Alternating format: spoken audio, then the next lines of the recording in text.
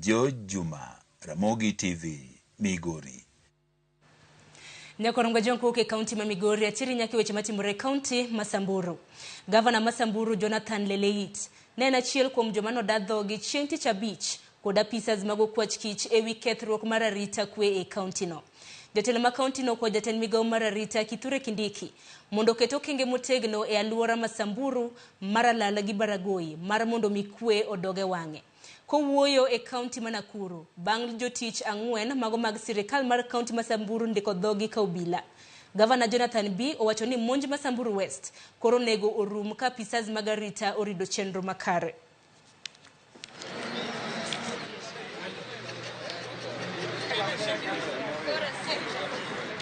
So I want to tell my friend Kindiki today that the solution to this whole problem, kuja tuteremke Malaso na wewe, hakuna hata Gorges na Valleys tunabomoa huko, hii ni temporary, ni kama ukifika Susu au ukiteremka kwa Limuru.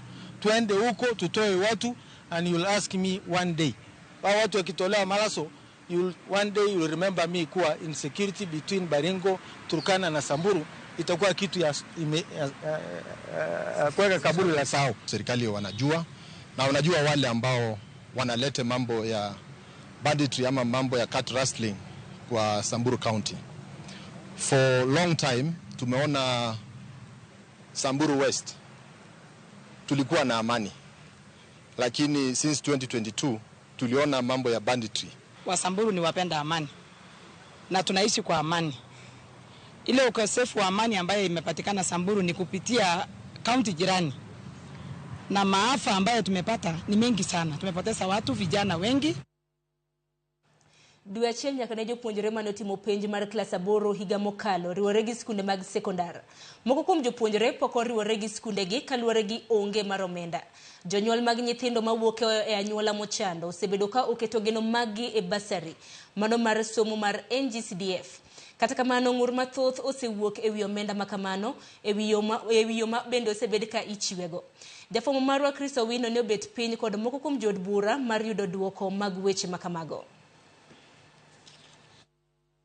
Geno maduong' mar piny owacho mar NAK e kinde mane gichuogo basari mar somo e omenda madongruok e ute od bura mar NGCDF e higa mar 2003 ne en keto e ratil achiel nyithindo mawuok e anyuola mochando kod mago mawuok e anyuola man kod yuto maber e weche mag somo. Nyithindo mathoth mawuok e anyuola mochando osemulo buk kendo chopo lekgi e weche mag somo kaluwore kod basari mar NGCDF. Kata kamano, ywak bende osewuok ewi kaka kony makamano osebedo ka ichiwo ne jopuonjre. Gin yore mage ma jood bura tiyogo e neno ni onge weche mag ng'ikruok kod mibadhi e chiwo basari mar somo ne jopuonjre mawuok e gwengegi. Basari marwa is online. Inyalo time simbi, inyalo time computer, to wayude real time. Gimomiyo no wuok from manual to digital. Eni nikech samoro janyuol ok ntiere uriri. Sama wachiwo form. Samoro nyathi osedhi school. Samoro ng'ama apply ne en ng'ama ntiere oko kata Nairobi. But koro jitimo application. However, nyaka waduog watim vetting e ground. Vetting koro kisebiro, for example, ini nyalo apply kiasi haya, pobo yudo application mari. Koro samo dhi vetting koro watim kelane na birth certificate mar nyathi gi ID mar mingi gi mar wuon mondo wang'i kabe nyathi ne nyathi uri adieri. Koro wadhi through that process watieko. Mine mier kamier ne gimage. Koro gimatimo takelo basari e dhodu joka nyang'ane kadau. Une ma uyiero ng'ama owinja mi basari kaluwore gi ka ung'e gweng'u kako bet korka nyalo. Jaod bura mauriri Mark Nyamita kata kamano okawo chung' mopogore e wi wach mar yango jopuonjre maok e anyuola mochando kod mago man kod nyalo. Anyanyisi ni yiero ng'ama odhier molonya wadgi nyalo bedo matek. Jok moko wacho ni ang'o me jogo mi to kineno odgi to odgi en a permanent house, en got moger mabati gi kidi. Kidhi e odno tiyudo ni wuon dala no ema nogedo ndalo manotiyo to setho. Owe dhako kanyo gi nyithindo. Dhako no ok ti koro pura. Kata gima gichame ot mineno maduong' no onge. Koro nikech an ofisa onge dhier ometa mipimo go dhier. Pok wayudo dhier ometa malong'o manyalo pim kete kuomi tayud gi dhier lakini ne kama. Dhier ometa mwapimo go wacho niya ka in gi nyithindo 4 to wakawo ni nyathi man malo man gi garama mamalo kaso wachulo. But watemo niya ot ka ot onego yud pesa. Kata odoko ni geno maduong' mar jopiny ne en ni omenda mar basari onego tigo e keto e rang'iny achiel nyithindo mawuok e anyuola mochando kod mago mawuok e anyuola man kod nyalo. Ng'ur osewuok ewi kwan matin mar omenda ma imiyo jopuonjre. Otin ke chayude matin. Koro adwa nyisi kaka chiwe mondo mi ing'e ni ata timo my best. To ka my best potin to penji jogo, penji Ruto. Okan nikech an okagol pesa e treasury ene mogolo tienwa yure matin. Ka gimiya mang'eny jokara chuny disomde. Koro basari ng'ino opogore gi scholarship. Gini ema pane jopiny onego ng'e. Basari opogore gi scholarship. Basari en pesa mimedi ewi mari kaka janyuol. Janyuol nyaka many mare. Ywak machielo en ni moko kuom jopuonjre osebedo ka yudo basari moheo achiel e kinde ma jowetegi mamoko to wuok kod lwetgi nono. Bende nitiere okenge mar neno ni onge japuonjre achiel mayudo basari moheo achiel. What I've done here, I have a database. I did my bursary application. I have a very comprehensive database. I already know the students who have wings to fly from my constituency. I already know the students who have a limo scholarship, even KCB, even the ones from the governors. I have that list. So I know the people who've benefited from those scholarships. Jaod bura ma Embakasi West Mark Mwenje wacho ni migawo mar somo onego mi jopuonjre duto namba moyiedhi mar NEMIS kendo chwalo namba makamano ne jo od bura, governors kod MCS mar tieko midhiero mar miyo japuonjre achiel basari mohingo achiel. When we resume parliament, and I sit in a committee for PIC, that the governance and education, we intend to summon the minister, the CS for education, so that we can tell him it is now imperative that all the students, the NEMIS number must trickle now down from NEC, because unfortunately what they use, the NEMIS number is only used by the examiners. E okenge mar neno ni jopuonjre duto mane otimo penj mar jo klas 8 e higa mokalo oriwore gi skunde sekondar, thoth jo od bura osechopo e winjruok kod jopuonj madongo mag skunde mag sekondar e gwenge ma giwuokie mar rwako jopuonjre mochando. Aketo youth leaders na wuothe e gwenge ka gwenge ng'iyo nyithindo mapok odhi skul kendo gimako magitere skul. Makata sani an gi cases mang'eny mosetere skul, to moloyo kaka Kibraka asewuoyo gi jotelo mag skunde. Me Kibraka, Moi Girls, Woodley Secondary, Raila Education, Olympic. Geno mar jonyuol en jo od bura kod komiti matayo omenda mar NGCDF biro dhi nyime gi pogo basari e yo ma ohuyanga kaluwore kod chik.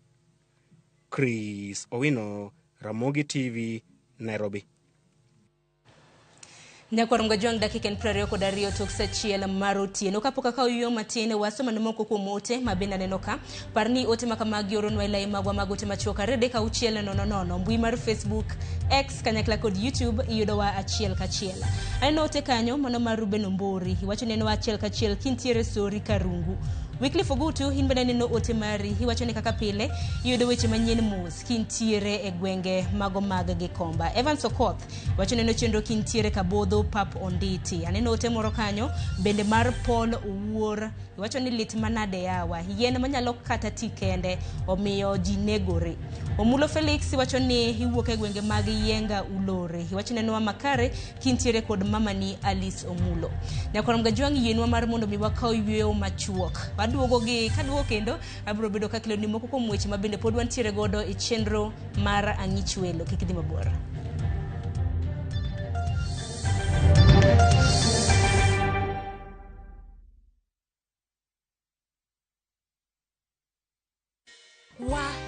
Lakini vile hii ekonomi imetufinya, ilinibidi kubadilisha sabuni nikatumia ingine rahisi. Bala, ilibidi nioshe kila kitu mara 2. Sikuwa na otherwise nikarudia Ariel. Usafi bora kwa mwosho mmoja tu.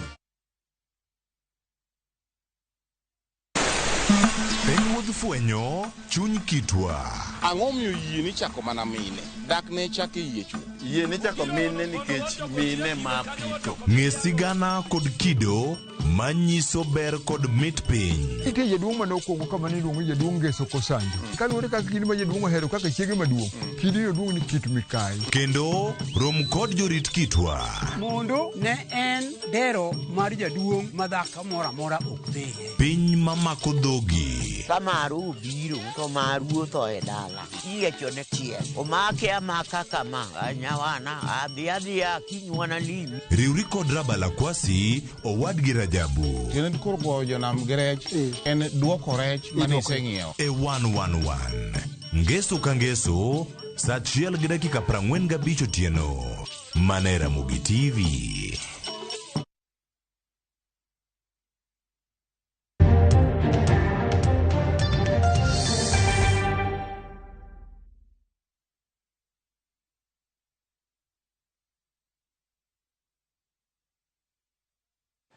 Nyakorom gajuang dakika 24 tok saa 1 mamidhiambo machiegni wadhi nyime gi weche manyien mago mag ang'ich welo. Jokanyo mag Azimio nyono kar tiendegi ni riwruogno mar siasa pod ni kamoro achiel kendo otegno. Kotelnegi kod ogai margi Raila Odinga. Jotelogo manolimo kambani kawuono olero ni bedo ni moko kuomgi osebedo katego duond buchegi giwuona. Okonyiso ni ywaruok mora mora nitiere e Azimio. Raila medo nyiso oganda mar mondo mi kik ket maino margi e jal mabiro ting'o otiko mar duond burano e yiero mar higa mar 2027. Komedo ni okoluoro siro jal mora mora ma ibiro wal kata obedo mana jatend Wiper Kalonzo Musyoka. Millicent Adhiambo miyo ler mathoth. Kani otelnegi kod ogai mar Azimio Raila Odinga, jotelogo owacho ka gin kod chier ni onge pogruok mora mora ma osebedoe e riwruog Azimio kaka osebedo kaliekore. Watu wengi wakiona Kalonzo wanatembea na Eugene au na Oparanya wakiona Ngalu wengine, Azimio inasambaratika. Azimio inasambaratika.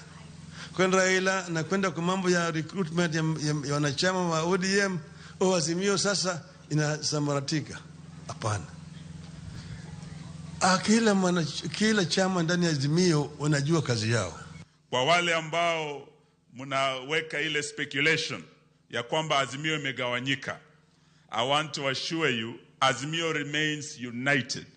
Azimio remains more resolved. Azimio remains more focused to fight for the people of Kenya, to rid Kenya of Zakayo and his taxes. Wale ambao hawako hapo na wako katika Azimio, principles wa Azimio wako kwa mambo yao ambao hawakoweza kufika hapa, lakini sisi tuko imara. Raila odhi nyime kod nyiso oganda mondo kiket pachgi ahinya wi jal mabiro ting'o otiko mar jatend piny e riwruogno e yiero mar 2027. Komedo ni okoluoro biro siro ng'ata ng'ata mowal e lemono. Atio Kalonzo anatangaza anasimama na baba namna gani, ati mpaka baba asimame kwenye nia pana. Tutakubaliana. Mimi kama Kalonzo yuko candidate, kuna baya gani? Mimi nimesema tumetoka mbali na Kalonzo. Kalonzo ameniunga mkono. Na mimi vile naweza kuunga yeye mkono. Na mambo ya 2027 yasiwape wasiwasi. Sisi tuko tunajipanga. Sisi tuko tunajipanga, and the 2027 Azimio lineup is the prerogative of Azimio, is the secret weapon of Azimio.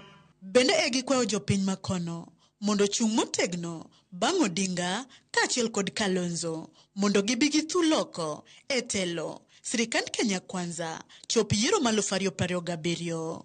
Na nina hakika nyinyi ambao mko hapa, tukishikana na hao viongozi tutapeleka hii hinji mahali itasaidia nyinyi. Asubuhi na mapema, Zakayo na ushuru wake tutakuwa tumemalizana.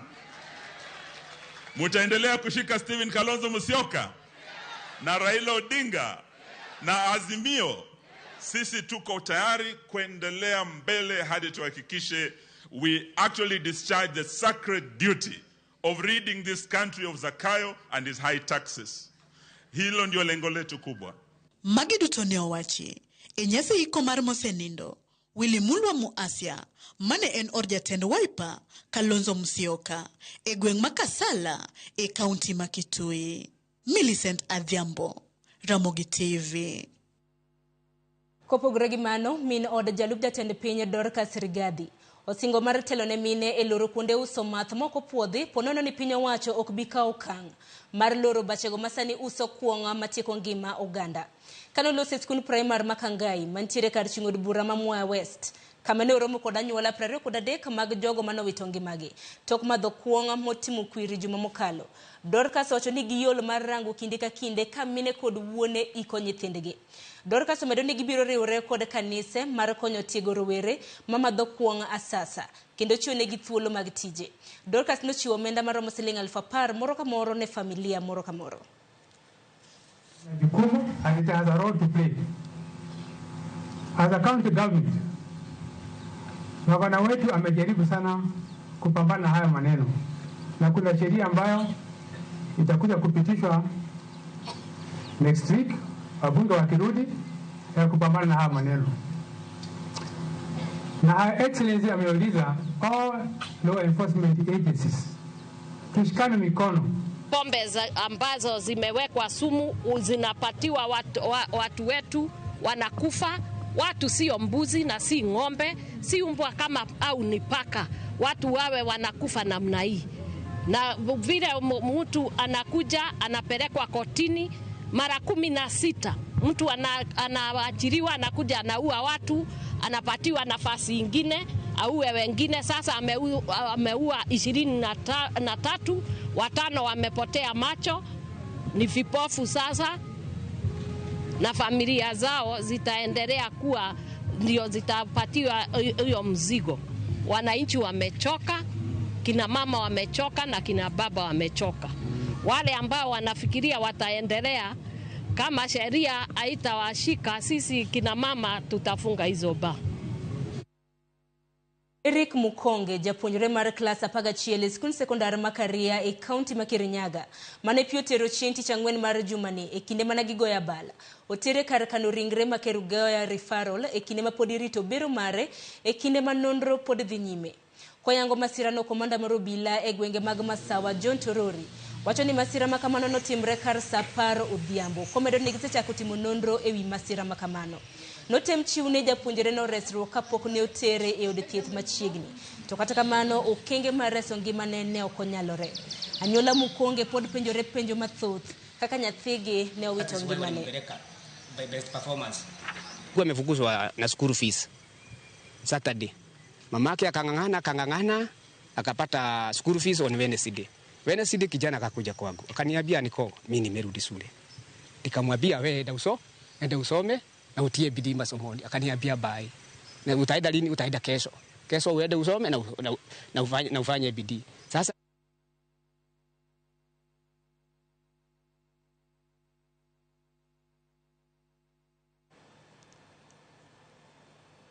Nyakor mgajuwa mwaguni ngikru kaluore koda report makamano. Kata kamano kwa dhi nyime ne en buonjo ne nyithindo moheo 600 mayudre sub county Manyakach.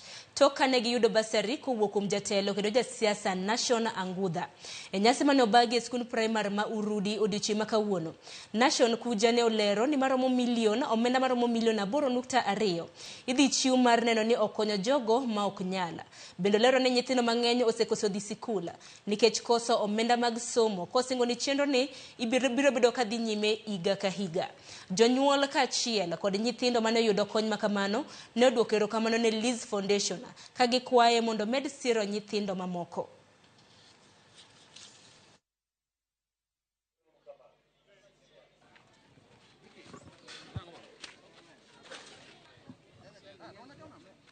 We cannot thank you more, but through our education and hard work, so that we can finish school and also come and support the humble families in the community, so that they can also be much better off.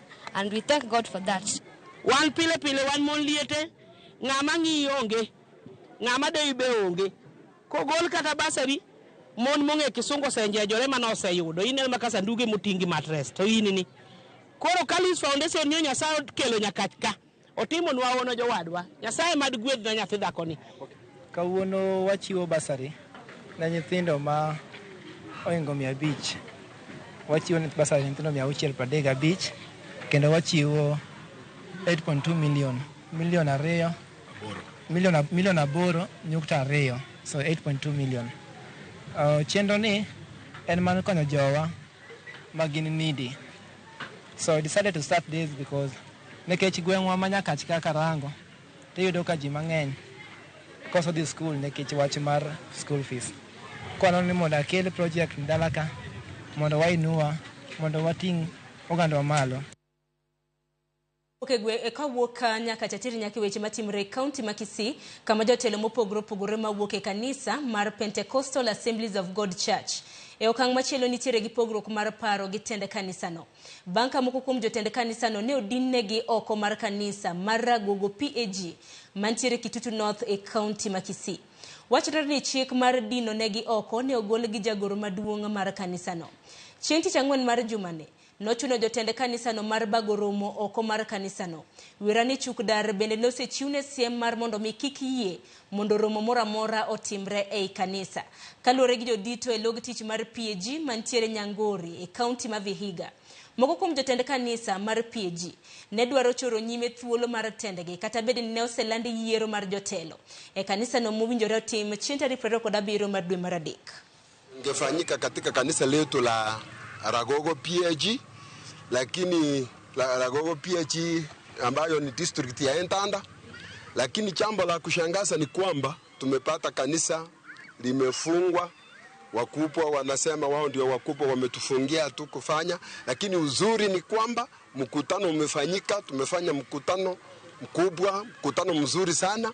Kuna msukosuko ambao unaendelea katika kanisa letu ambalo kanisa linaumia. Na sisi kama viongozi katika hili kanisa tumekuja pamoja ili kujadiliana. Tuko kwa mfano na yule alikuwa General Superintendent Reverend Wycliffe Ganira. Alafu tuna PAG Church Council Reverend Stephen Ganira. Na kuna pia wale ambao wania viti mbalimbali. Ruok moro mano mok mar sirikal ochako chenro mano mar kedo gi timbe mago mag rocho ratiro mag kit chwech to moleo mosebede ka itimo ne jok mamine mantiere ohala mar kunyo mula e kaunti ma Kakamega. Kalore jatatije mar riwruogno mong'ere kaka Rising to Greatness Halima Nyota. Njore makamano osebedo ka timore to kata kamano lipode okosebede ka ichwalo. Gino mosemia chije manyayo timbe makamago pod wuotho ka gin thuolo. Nowacho ni timbe makamago osenyayo tuoche mag nyach e kinde mine manie ohala mar kunyo mula kaachiel bende gi iye ma ok ochana. Chenro makamano geto kuonde chung' od buche kaka Lurambi, Ikolomani kod Shinyalu mosebede ka ikunye mula. Upande wa wamama na wasichana, shida ambayo inafanya wamama wanakuwa hivyo ni wakati wanakosa pesa. Ndio hiyo shida inaingia. Unapata mama wakati hana pesa ya kwenda kununua hata yale mawe, anaingia kwa ile mambo ya kufanya uhusiano na wale wanafanya pale kwa mining, ndio wape ile mawe, ndio unapata ile gender based violence inakuwa mingi. Mambo ambayo yanafanyika sana katika huko Jimba Magodi huko mines ni mambo mengine ambayo si mazuri. Kuna ile ya wanawake wananyajiziwa, they are being sexually assaulted. Na tena pia kuna wale wamama ambao wako na mines zao na wako na pesa pia nao wamegeukia vijana. So hii ni kitu ambayo inatakana iwe handled na multi-sector approach.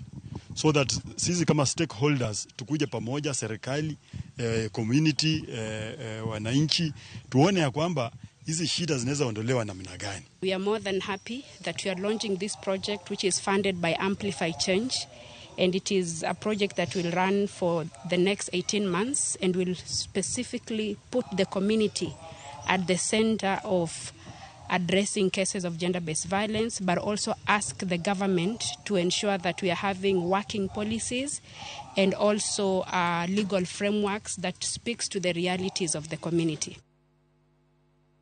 Achiel kuom kembe madongo mag simbo ng'we yamo mano mar Xiaomi Kenya oyango kit simbe mano simbo ng'we yamo ma osebed ka irito gi leyo mar Redmi 13 series moting'o simbe tieng' diriyo mar Redmi Note 13 Pro Plus kod Redmi Note 13 Pro. Kalure kod kambini magin simbe mani kod lony mamalo gino mabiro miyo ilarogi e chiro mag sime e pachoka. Simbego koro yudore kuonde duto e pachoka. 13 Pro and the Pro Plus 5G here, which has the 200 megapixel for camera, the 120 watt for charging, and also its water resistance.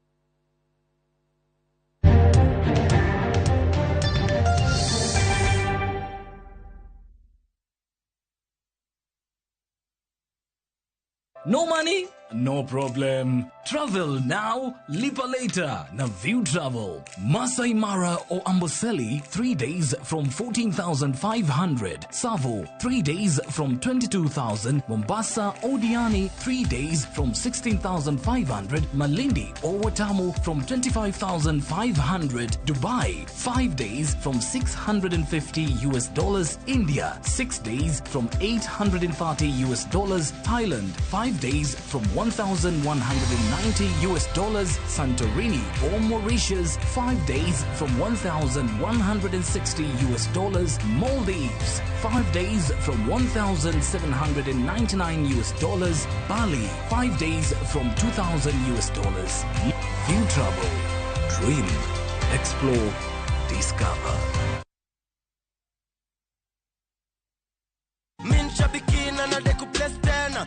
Jina naitwa Charles Swanya Marieli, kaachi hapa Nairobi. Wakati nilijaribu ndio nikapata simu.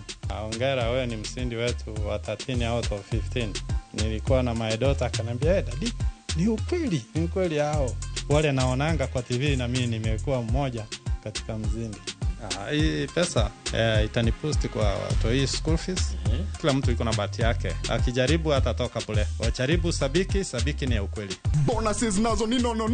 Kuanzia 12, 13 and 14 correct predictions. Unacheza na 99 bob tu. Chukua simu yako. Ingia www.shabiki.com. Fungua jackpots. Click on super jackpots. Chambua game zako safi. Review bit slip yako. Ukiona iko sawa, place bet. Alafu sasa unategea games zichezwe. Shabiki super jackpot. Ni time yako. Mina dai wote twenda hivi. Not for persons under the age of 18. Shabiki.com is authorized and regulated by BCLB license number 587.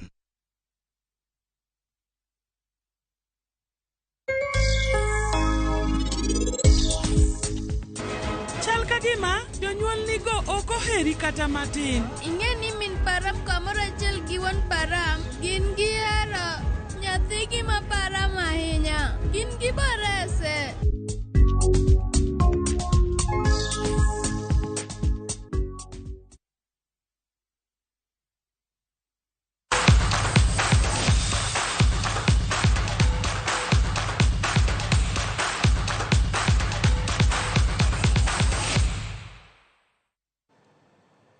Nyakoromgajwanga machiegni e mesawa mar weche tuke. Esther Maundu e jaloch mar Shabiki Jackpot bonus majumani. Maundu mawuok mlolongo olieko kare duoko mag tuke 11 kuom tuke 13. Nomiye siling 1,000